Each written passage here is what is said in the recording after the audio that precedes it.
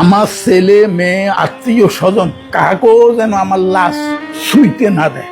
শেষ শেষ দুনিয়াতে আমার আত্মায় কষ্ট পাইবে যে কি করলাম আর কি পাইলাম।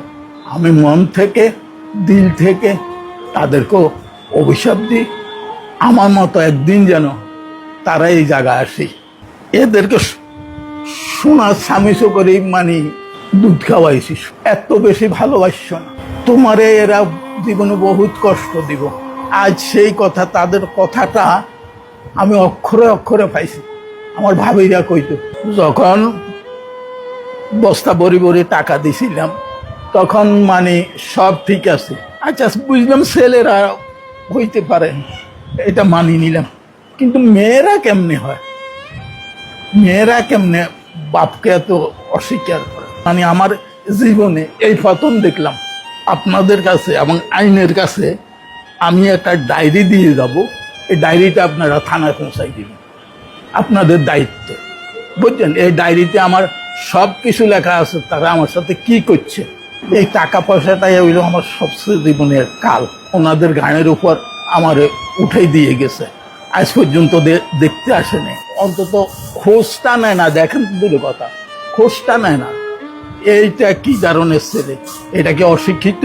অশিক্ষিত হইল এক কথা, আর আমার মেয়েকে অশিক্ষিত, যে মেয়েরে আমি পুতুলের মতো রাখছি, বুঝলেন?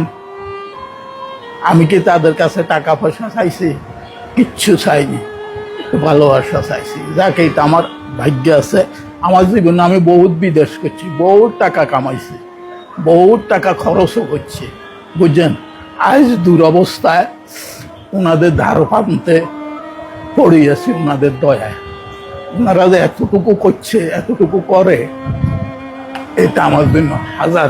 আমার শুধু একটাই অনুরোধ থাকবে, আপনারা এই জিনিসটা মানুষে দেখাইবেন, আমার ছবিটা দেখাইবেন, ছেলে মেয়ে যেন দেখতে পায় যে তার বাপ কি অবস্থা আছে, বুঝলেন? বিদেশেও ছিলাম আমি 95 হইতে, সৌদি আরবে ছিলাম 2016 সাল পর্যন্ত, বুঝলেন?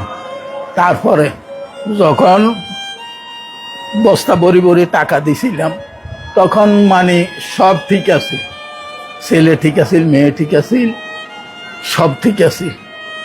যখন মানে টাকার প্রশ্ন উঠছে, আমার একটা এফডিএস ছিল, এই যে আমার ছোট ছেলেটা যে আমেরিকান এম্বাসিতে চাকরি করে, এ ছিল নমুনি। আমি তো সাদা দিলে আমার ছেলে আমার টাকা এ পাইবে না, কে পাইবে, এরে করে দিছি। এ টাকাগুলো উঠেই নিয়ে যে গেছে, আজ পর্যন্ত সে আমার সাথে কোনো যোগাযোগ করে না, কোনো যোগাযোগ নাই, বুঝছেন? আমার মেয়ের ইয়েতে আমার টাকা ছিল, 20 লাখ টাকা ছিল। এই টাকাটা আমাকে আর দেয়নি, বুঝছেন? আজ পর্যন্ত ফেরত দেয়নি। ওনাদের মাধ্যমে আমাকে প্রথমে মিরপুর, ওনাদের যে ইয়ে আছে ওইখানে অনেক দিন আসছিলাম, তারপর হইতে এইখানে।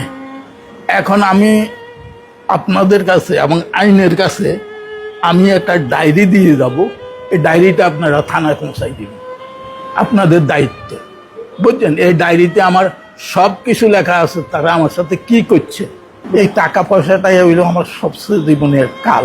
আমি মন থেকে দিল থেকে তাদেরকেও অভিশাপ দিই, আমার মতো একদিন যেন তারা এই জায়গায় আসে দাঁড়ায়, বুঝছেন? আল্লাহর কাছে এদেরকে সোনার স্বামীসো করে মানে দুধ খাওয়াইছি, সোনার স্বামীস, বুঝছেন? এত বেশি ভালোবাসছ না। তোমারে এরা জীবনে বহুত কষ্ট দিব। আজ সেই কথা, তাদের কথাটা আমি অক্ষরে অক্ষরে পাইছি। আমার ভাবিরা কইতো, খুব ভালো রাখছে, যে কদিন আল্লাহ বাঁচি থাকি এই আমি এইখানে থাকবো। আমার ছেলে মেয়ে আত্মীয় স্বজন কাকেও যেন আমার লাশ শুইতে না দেয়, শোয়ার কারো কোনো অধিকার নেই, একমাত্র ইউনিয়নের মানুষেরই আছে আমার লাশ শোয়ার। আমার সন্তানদেরকে আমি এইটাই বলবো যে দেখো, আমার সাথে তোমরা যারা যা করছো এটার ফল তোমরা পাইবা। এইটার ফল আল্লাহ তাআলা আমি দিল থেকে বলি রাখছি, এইটার ফল আল্লাহ তোমাকে দিবে, একদিন না একদিন দিবে। এটা ফল তোমরা ভোগ করতে পারবা। পরে আমারে তো ওনারা জায়গা দিছে, সেটা খাইবার দিছে, থাকার জায়গা দিছে, এদেরকে আল্লাহ যেন এইটাও না দেয়। বিশেষ করে আমার মেয়েকে যেন না দেয়।